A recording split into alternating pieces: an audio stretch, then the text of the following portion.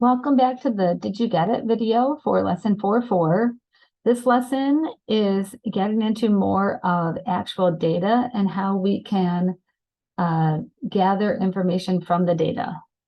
And so if we go to Did You Get It number 1, it's going to be all about how we're gathering data with a sample. So we learned some different types of sampling in this lesson. So page 429, it says, study the number of credit hours taken by a typical student. Shauna asked the registrar to provide email addresses for 10 freshmen, 10 sophomores, 10 juniors, and 10 seniors. From each group, she asked for one whose student ID ends in 0, one whose ID ends in 1, and so forth. What type of method did she use? So because she grouped them into freshmen, sophomore, juniors, and seniors, so separate categories, and then she took a particular sample from each, we would say that that is a stratified sample.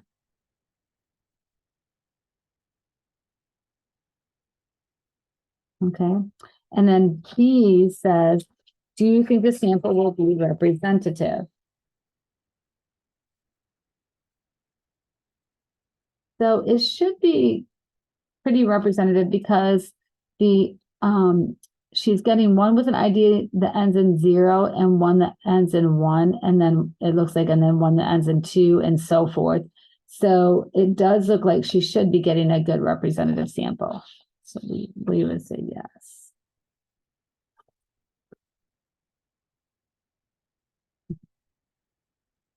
So did you get it? Number 2 is at the bottom of page 430.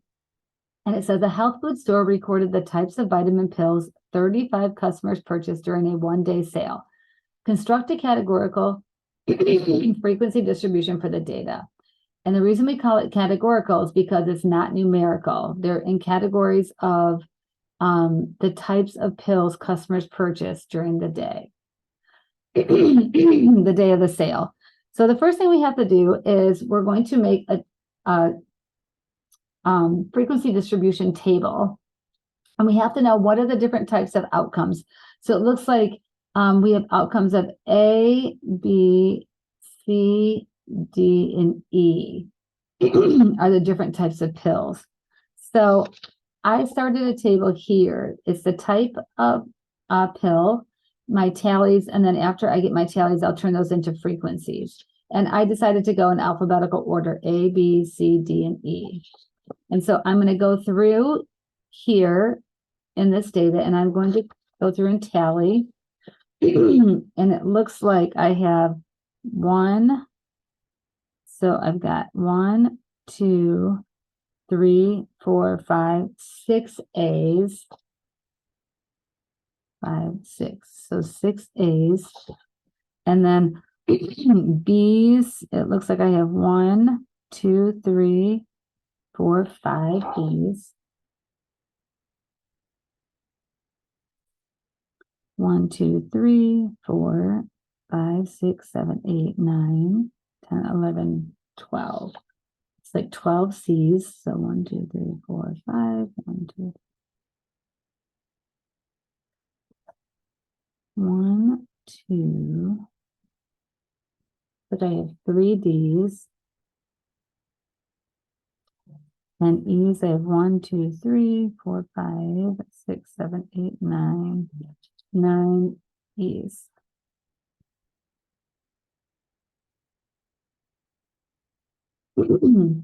And we could add these up to make sure that it totals the 35 customers. So 6 and 5 is 11. 11 plus 12 is 23. Plus 3 is 26. Plus 29 is 35.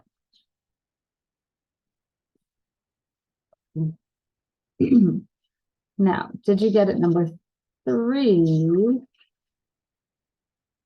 is at the bottom of page 434. It says, the online homework system I use in my calculus class allows me to track how much time students spend working on homework. In my 2 calculus 2 sections last semester, here are the average number of hours spent per week for each student. Construct a group frequency distribution for the data. And the reason we're going to do a grouped frequency is because there's many different outcomes. And for instance, we have a student had an average number of 18 hours per week, but it looks like there's only 1, 2, 3 students that had 18. And so because there's a small number of students that had each of these outcomes, it would be better to group them so you can kind of just get a bigger picture of what's going on.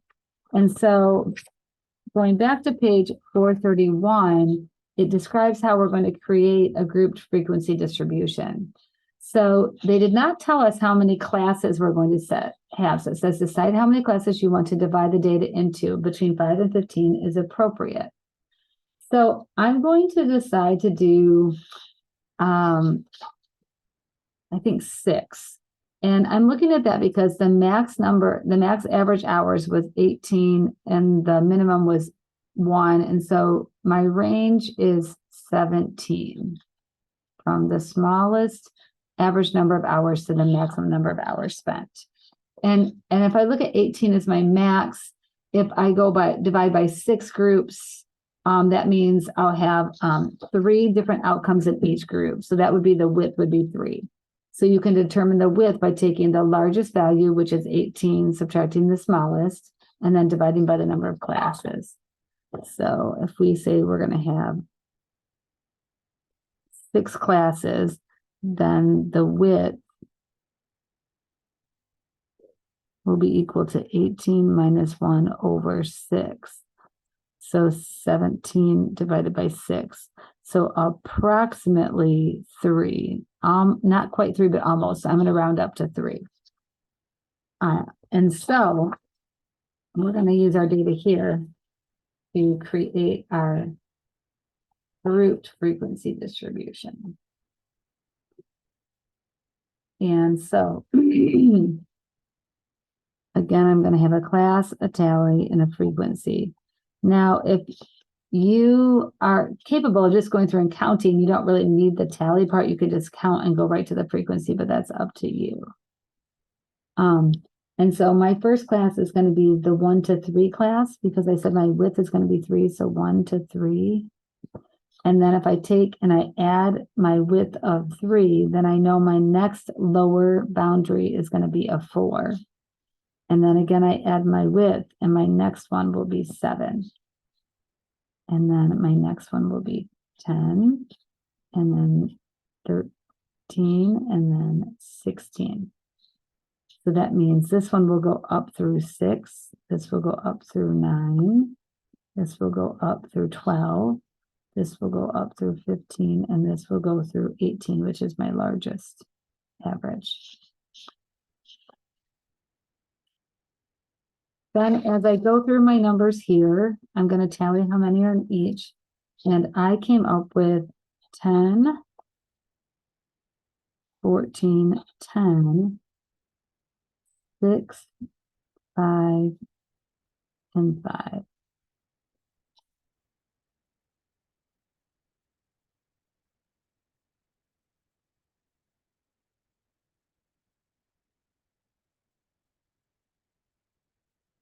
I didn't draw these very well.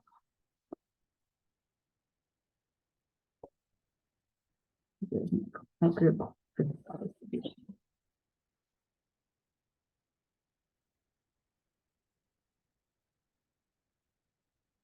Okay. The next and last, did you get it, is over making a stem and leaf plot. And we learned how to make these in this lesson as well. And it's number 4 on the bottom of page 438. It says it's no secret that gas prices have fluctuated wildly in the last 20 years. But from 1980 to 1999, they were surprisingly stable. According to the Energy Information Administration, the data below represent the average price in cents per gallon of regular unleaded gas for those years. Draw a stem and leaf plot of the data. Okay, so similar to the last problem, it's important to know your min and your max. And so it looks like my max goes into the 130s because I have a 131. And my minimum is in the 80s. I have an 86.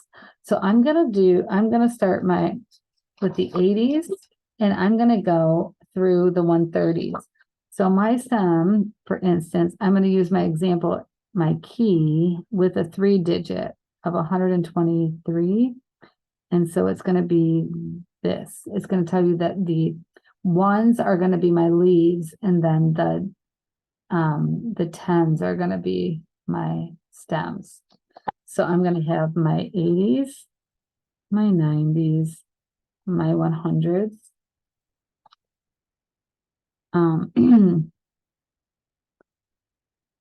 And this is in cents. So remember, the hundreds would be in the dollars.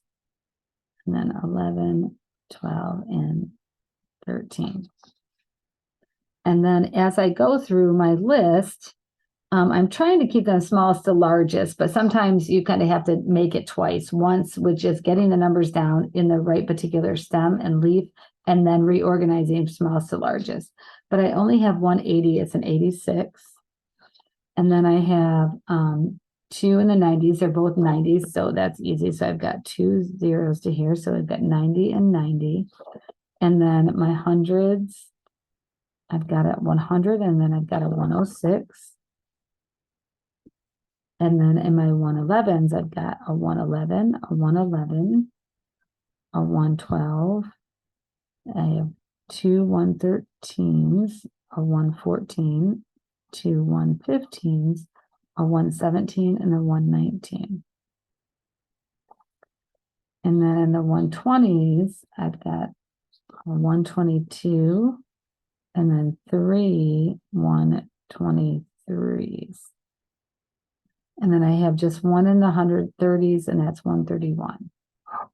So it's nice to be able to kind of look at your shape here and kind of look and see where does it peak and where does it go down. We're going to be talking about shape of our data in the next couple of lessons. So there is your stem and leaf.